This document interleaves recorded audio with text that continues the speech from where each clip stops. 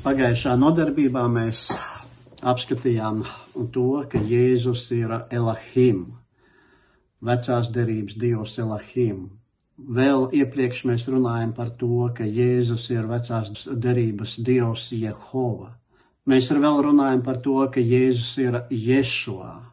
Mēs runājam par to, ka Jēzus ir jaunās derības dibinātājs. Mēs runājam par to, ka mums ir jāprot atšķirt veco derību no jaunās derības. Un mums ir jāzina, kur vispār Bībelē ir atrodams jaunās derības teksts. Mēs mācījāmies par to, ka jaunā derība nav Bībeles otrā daļa. Tas ir neveiksmīgs nosaukums iedots Bībelē jaunā derība. Jaunā derība, tā vienkārši sakot, ir 4 panti Bībelē. Jeremijas 31. nodaļā un Ebreju vēstulē 8. nodaļā, kur viņi tiek citēti no vecās derības. Jaunā derība ir 4-5 panti.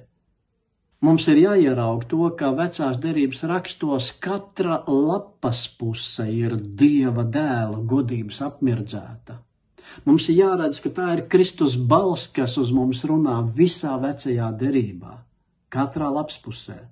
Mums ir jāredz to, kā mēs jau autoritīvus kristīgus autorus lasījām iepriekš, ka visa vecā derība, kur ir pieminēts Dievs, mums ir jāieraug, ka tu ir gandrīz visās vietās runa par to, ka darbojas, runā, ir klātesošs kungs Jēzus Kristus. Viņš ir šis mūžīgais Dievs. Kā Mārtiņš Luters to teica savā laikā, gandrīz visās vecās derības vietās Kristus mums ir atklāts zem Dieva vārda. Šodien mums ir 6. nodarbība, un viņa saucās Jēzus ir El. Dieva vārds El. Pēc Strong vārdnīcas El ir piešķirts numurs H410, kas nozīmē Dievs, spēcīgais.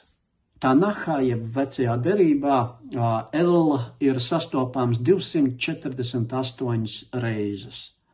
Tas nozīmē, ka mums vajadzētu visas vietas izpētīt, lai mēs atrastu kādas nianses, kas palīdzētu mums saprast, ka El ir Jēzus Kristus.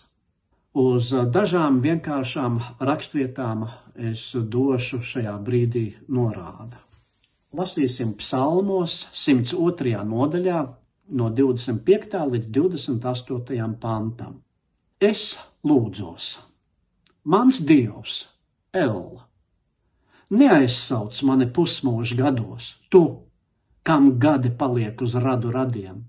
Senlaikos, tu, El, zemē pamatus esi licis, un debesis ir tavu roku darbs. Tās zudīs, bet tu paliksi, tās sadils kā drānas, tu veidosi tās kā tērpus, un tās pārveidosies, bet tu, El, paliec tas pats, tavi gadi nebeigsies nekad. Tagad mēs meklēsim, kur jaunajā derībā tiek lietots šis psalmu grāmatas citāts. Atgriežamies Ebreju vēstules 1. nodaļā. Mēs jau lasījām tur 8. 9. pantu. Tur bija citāts no psalmiem 45. nodaļas 7. 8. panta. Un tad, kad šie vārdi sākās, tie sākās ar vārdiem, bet par dēlu, par Jēzu Kristu iet runa, jeb tas ir rakstīts. Tagad apraksts par dēlu, par Jēzu turpinās. Un mēs lasām Ebreju vēstules 1. nodaļas no 10. līdz 12. pantam, kur ir citēti psalms 102. nodaļa. Un sākumā tu, kungs, El, jo psalmos tas tika nosaukt par El. Sākumā tu, kungs, zemi esi dibinājis un debesis ir tavu roku darbs. Par ko mēs lasām? Par vecās derības Dievu El, par kuru jaunajā derībā Ebreju vēstules 1. nodaļā bija sacīts iet runa par dēlu. Sākumā tu, kungs El, dēls, Jēzu, esi zemi dibinājis un debesis ir tavu roku darbs, Jēzu. Tās zudīs, bet tu paliec, tās visas sadils kā drēbes, un tu tās satīsi kā uzvalk, un tās pārvērtīsies, bet tu esi tas pats, un tavi gadi, Jēzu, nebeigsies. Secinājums ir ļoti vienkāršs.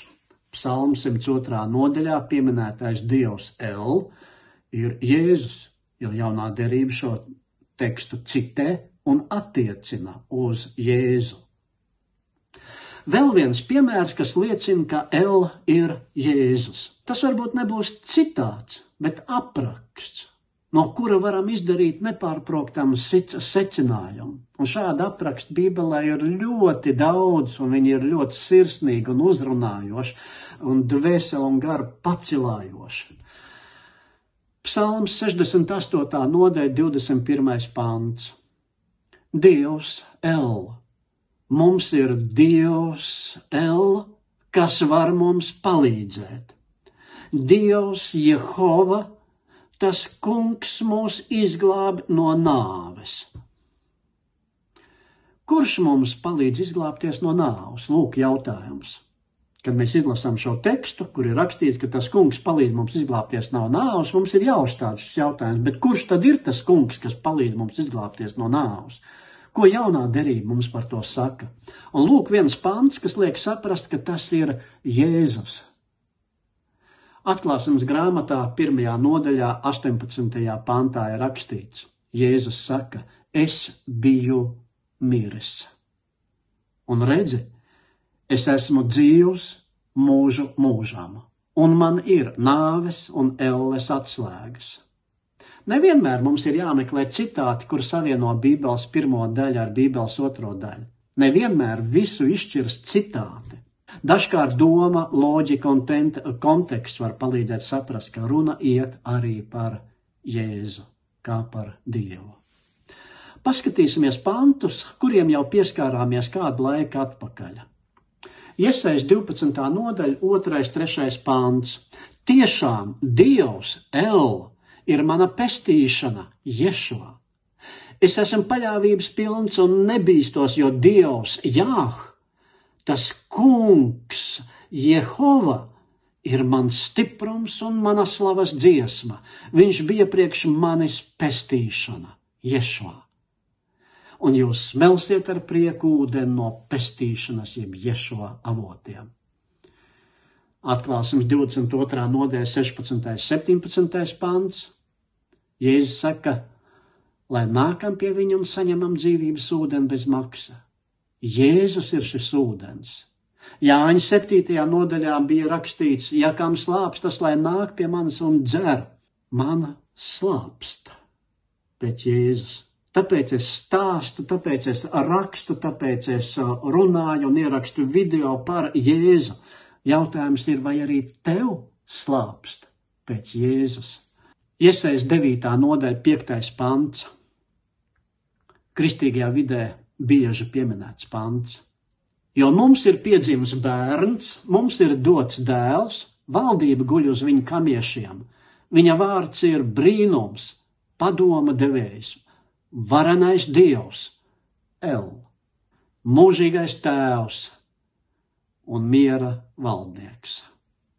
Pētīsim Bībeli, bet atcerēsimies, kā to vajag darīt ar lūgšanu. Dievs atver katra mūsu sirdi, lai tad, kad mēs atveram rakstus, tad, kad mēs atveram šo te dārgo grāmatu, lai mēs neieliekam tur savus domas, savus uzskatus vai to, ko esam dzirdējuši kādā sprediķī vai svētrunā vai kaut kur noklausījušies kādu video svētrunu. Nē, ka mēs paši pētam, paši atrodām. Nebalstam savus uzskats uz to, ko teica kāds cilvēks, kāds mācītājs, bet ka visu pārbaudām. Ja arī kaut ko dzirdam un klausāmies, pārbaudām un atrodam paši to svētajos rakstos.